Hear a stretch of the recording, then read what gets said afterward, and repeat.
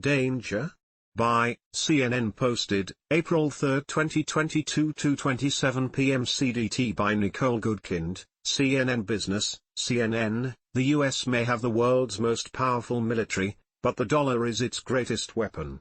Now, after nearly 80 years of dollar dominance, the US might be in danger of losing its global reserve currency status.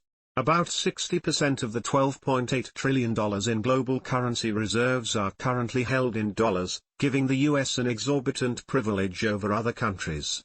And that privilege pays, because US government debt backed by the dollar is very attractive, interest rates are lower. The US gets to borrow from other countries in its own currency, so if the US dollar loses value, debt does too. American businesses can make international transactions in dollars without having to pay conversion fees.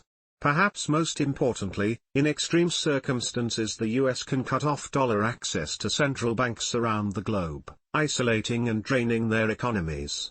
Raghuram Rajan, the former governor of the Reserve Bank of India, calls this power an economic weapon of mass destruction. The US detonated this weapon on Russia in February after the country invaded Ukraine, freezing $630 billion worth of forex reserves and deeply undermining the value of the ruble.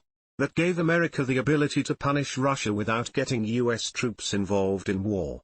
But with great power comes great responsibility. When you use a weapon of mass destruction, even an economic one, people get spooked.